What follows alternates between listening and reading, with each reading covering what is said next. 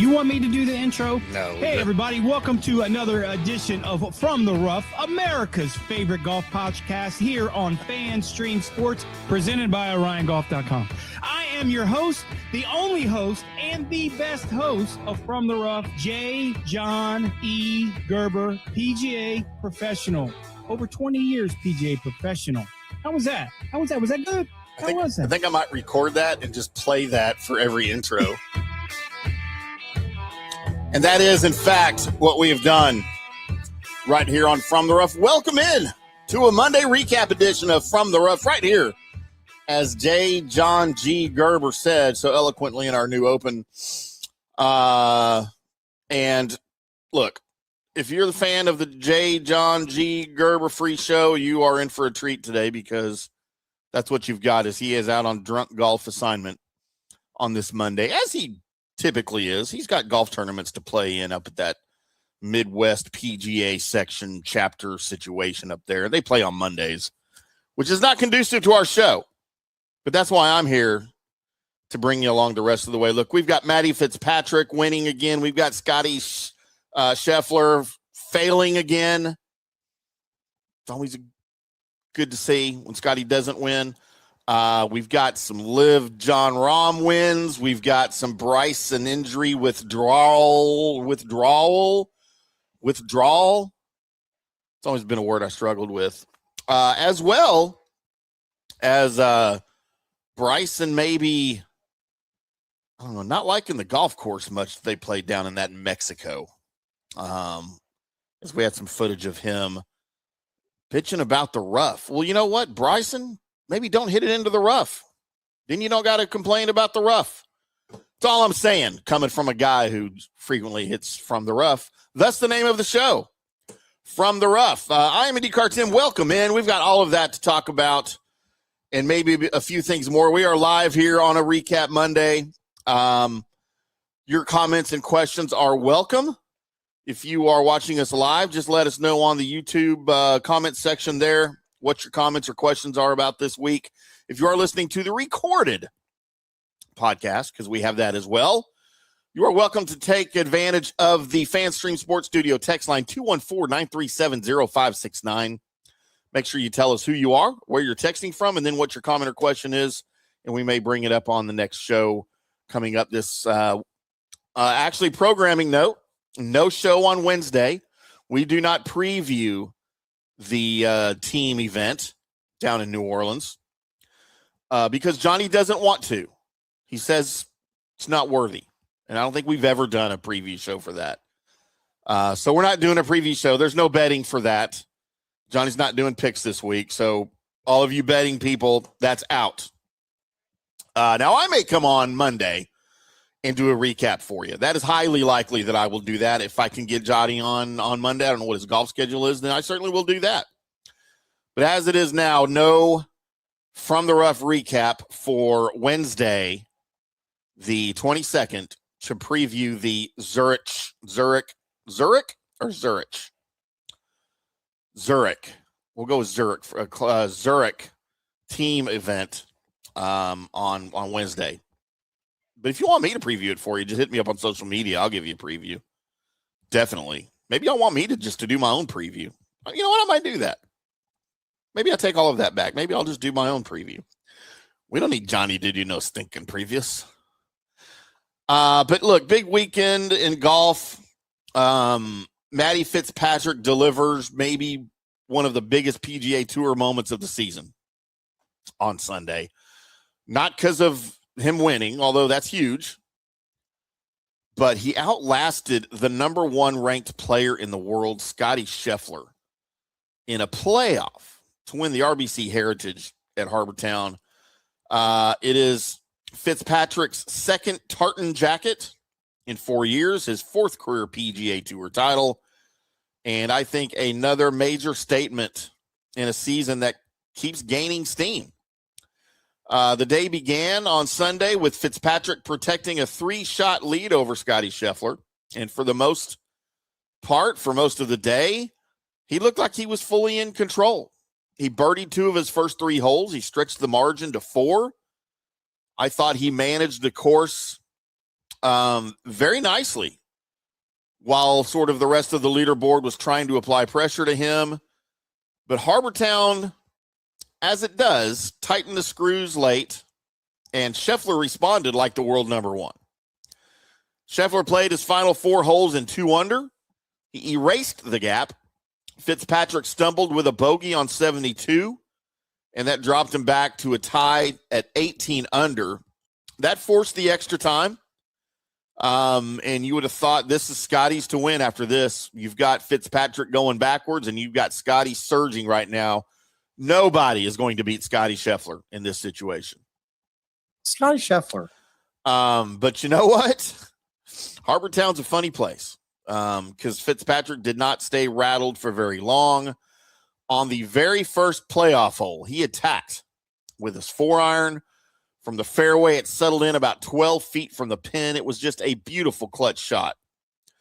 And that said, Scheffler still had a chance to extend the duel, but Fitzpatrick took control and poured in the birdie putt to close the door.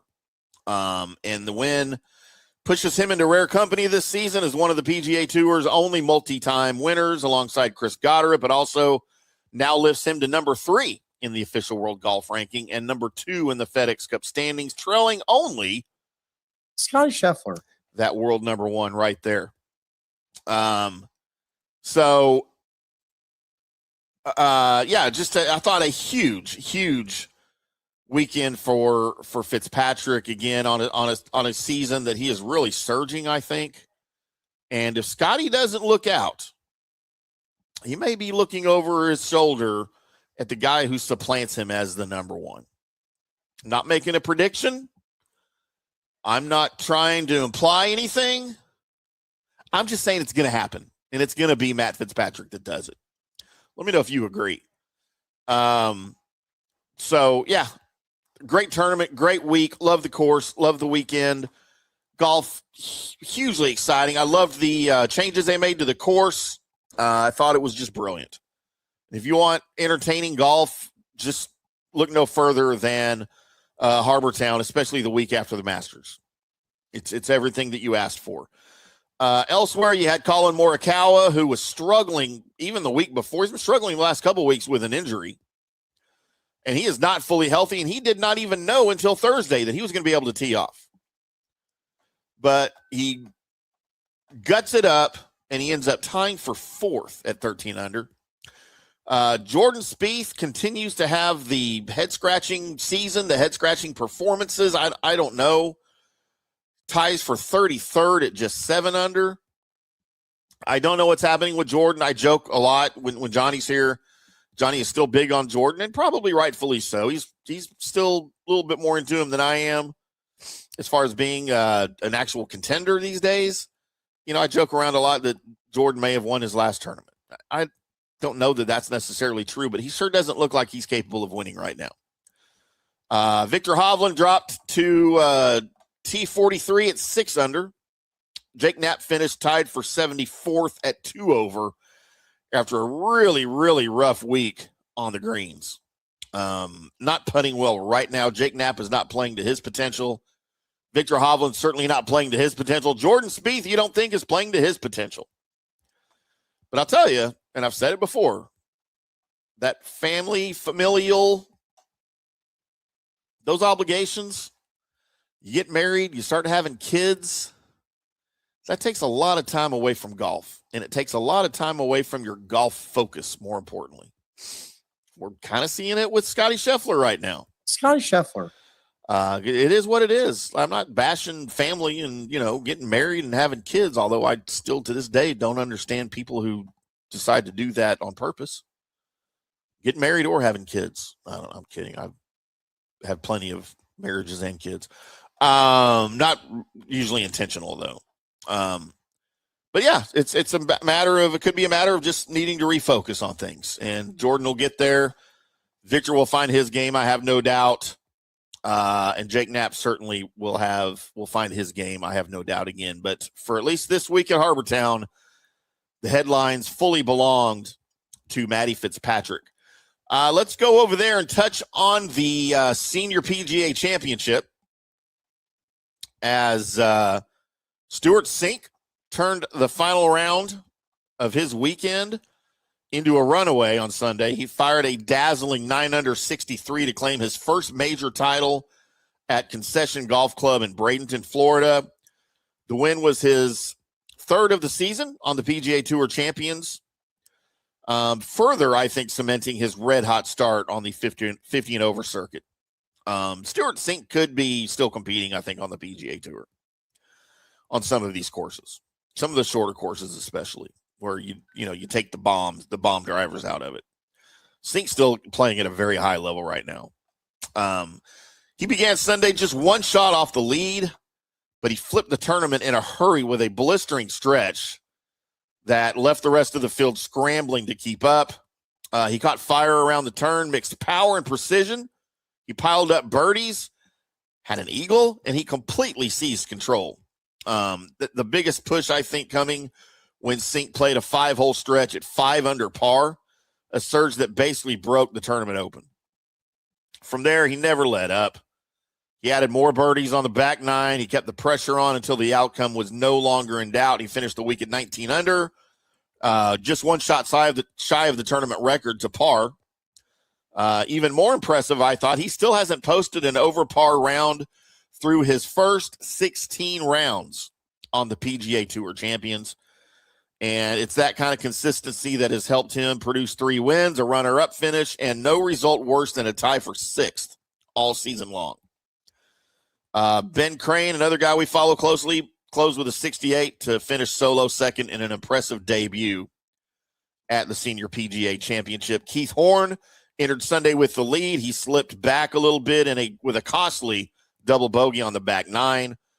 Scott Hend and Steve Allen, the Australians, shared third after rounds of 71. And look, for Stewart Cink, I don't think this was just another win. I honestly think this is a statement that he is quickly becoming one of the most dangerous players on the senior circuit. There's no question about it. He may be the Scottie Scheffler of the PGA Tour seniors. The PGA Tour, I still call it the Senior Tour. I don't know if we're supposed to call it that anymore. I know it's the Champions now, but, old habits die hard. So look out for that Stewart Cink for the rest of the season here. Now, look, we don't often talk a lot of LIV Golf, but I'm having to talk LIV Golf. I have to cover it now over there at that round table, and it's fine. It is what it is. The demise of LIV Golf, the rumored demise and somewhat confirmed demise of LIV Golf, because its status was in question even after the tournament this week, if they would still be around, is greatly under-exaggerated, I believe, as they are losing their funding at the end of the year. Could all go away. More on that as it becomes available. I'm sure this is not breaking news for anybody that follows golf. You've all heard it before. I don't need to expound too much on it. But down in Mexico City, you have Jon Rahm dominating. He turned another noisy, sort of uneasy week in Mexico City into a runaway win on Sunday with a bogey-free 7 under 64 to capture LIV Golf Mexico City by 6 shots. It was his second individual title of 2026, and it came with some authority as he finished at 21 under, well clear of the runner-up David Puig at 15 under. It was a 6-shot win. The weird, awkward team play at Legion 8 claimed the team title. I believe that's also part of Jon Rahm. I believe he's on that team, so that would give Rahm an even bigger statement week here. But, if you're looking for suspense and some drama in the final round of a golf tournament, you didn't get it here. Rahm took absolute control with a birdie at the reachable par 4 second, and then blew the whole thing open with an eagle on the next hole. And from there, he never even basically gave any kind of opening. After a disappointing tie for 38th at the Masters last week, his response in Mexico City shows why he remains one of the most dangerous players in the world. Unfortunately for him, it's on the wrong tour, and about 8 people got to watch it. But again, LIV Golf right now, it's a turbulent stretch for the league. with all of the reports about the future of it financially happening literally in the middle of the tournament. Then you had the local power outage that disrupted streaming during the opening round. I don't know. It was just, if you need signs for something that's not going to be around much longer, you had all of it. You had all of it in Mexico City. You had Bryson DeChambeau withdrawing after complaining about the course. And I don't mean just complaining. I mean complaining about the course conditions. Mainly it got caught on social media after he hit it into the rough, and it was basically in a big dirt pile. I believe he missed the green after that and just complained. And then he withdraws with a mysterious wrist injury. It is what it is. More on that in a minute. Now, the league announced that the course that I can't pronounce, Chapultepec, I don't know if I said that right or not. The league announces that it will return to the schedule in 2027, which adds a little more mystery, I guess, considering at the same time we're hearing that there's not going to be a 2027. So yeah, just a chaotic weekend is the best, or week, I think is the best way to put that thing, for down there. Look, and Puig's runner-up finish had some significance also. He shot 66 on Sunday. He's strengthening his case for a PGA Championship berth, also improving his position for a race to a U.S. Open spot. But I think for Jon Rahm, this was certainly more than points or noise. It was a reminder, I think, that when his game clicks, he can still make elite competition look ordinary. If you want to call the competition elite here, again, it is what it is. I believe I said on a social media post, crossing my fingers for the demise of LIV Golf, that if I never heard the names Bryson DeChambeau and Jon Rahm on the broadcast of a PGA Tour event ever again, I'd probably be okay with that. And as much as I say that, and I believe that, I miss those guys. I miss those guys being on the real tour. On the real tour. Yeah, I said it. But at this point, I'm not missing them now, and I won't miss them in the future.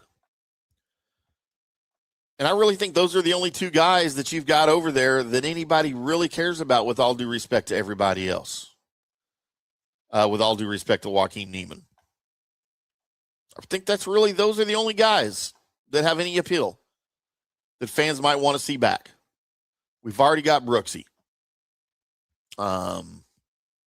With all respect to Dustin Johnson, you sucked before you left, and you're sucking now, so nobody cares about you. It is what it is. If you guys are a fan of LIV Golf and you're out there, then all apologies to you, but that's how I feel, and that's how I have felt since day one when this thing happened. Kind of makes me sick to my stomach to talk about, but I'm doing my best to cover all of this stuff for you guys. Let's talk a little bit about Bryson, because his week, as we mentioned, in Mexico City ended a little earlier than he and everyone expected. And now the biggest question is, how quickly can he get back to full strength? He pulled out before Sunday's final round with some wrist discomfort, forcing him to stop and get the issue checked out. And I think it's a significant storyline for LIV Golf, and maybe even for the broader season. LIV Golf Virginia is scheduled for May 7th. And the PGA Championship is following the week after that. So, DeChambeau was well off the pace. He wasn't playing well. He was at 2 over, 16 shots behind Jon Rahm. So it's not like he was in a position to make any kind of charge on Sunday. But I think the withdrawal mattered because it shifted the conversation from, leaderboard drama to his health. DeChambeau withdrawing was probably the biggest storyline, other than the rumored financial issues of the league, of the week. He made a statement to the media. He said he felt some discomfort in his wrist during Sunday's round or Saturday's round, and he just chose to step away rather than make the problem worse. Well, it probably had something to do with the fact you were 16 shots off the lead and playing like crap. If he was 4 strokes back, 3 strokes back, 5 strokes back, you think he'd have kept playing? I do. Certainly the timing here is not ideal. He's already drawn attention in Mexico City after publicly venting about the course conditions, as we mentioned, and that was all over social media if you didn't see it. Somebody had a video of him just going after one of the officials. He wanted relief from the rough. Relief from the rough. Everybody wants relief from the rough. Bryson, I got news for you, especially from the rough this show. But you're not getting it. Now you have the injury concern with him. That adds a whole nother layer of uncertainty. At this point, is he the league's biggest name? I mean, I certainly think he's bigger than Jon Rahm at this point. He's been way more successful. He's an OG, right? He's an OG live golfer. Jon Rahm's not. I don't know. I just think it just adds a little more uncertainty to, like I said, a chaotic week on that live golf. And, we'll see. We'll see how it plays out. He may miss Virginia. Is he going to miss the PGA Championship? He's got that on his brain. When he withdrew, he's got that on his brain. How many weeks do I have until the PGA Championship? Guarantee you that's all he was thinking about. He may already be thinking about that now, getting ready and prepping for it. Guarantee there's nothing else that matters to him right now in the short. So, so there is your Monday recap for everything. Johnny was supposed to send me a recap of his bets of his week and was not able to do that, so I don't have that for you. I apologize. If you'd like a full recap of his stuff, I would reach out to him on social media. Go over there to that X at J Gerber PGA Pro, and I would send him a message or send him a tweet or send him an X post, a post X. Look, I'll just say reach out to him. There you go. Either on Instagram, X, Facebook, those are the best ways to reach him. I don't think he's anywhere else. Or if you want to send it to the From the Rough X handle, at From the Rough PGA, he'll see it if it goes over there too. We'll make sure that he gets it if you've got questions about if you've got questions about his card last week, or if you've got questions about something going on this week in the team event. And I told you he's not big on placing those bets. He's not doing a card. We're not even talking about it this week officially. But if you've got some questions about it, I guarantee you he would not mind taking a minute and talking to you about it. Just reach out to us and we'll make sure he gets the message. So that'll do it for us this week, boys and girls. I think a big week just about across the board. More news on LIV Golf. Make sure you follow us at From the Rough PGA, at IndyCarTim, or over on Facebook. Always head to From the Rough or at fanstreamsports.com. We'll have all of the PGA and LIV news over there for you as well. Until the next time you see us, boys and girls, I'm IndyCarTim. Y'all keep hitting them straight.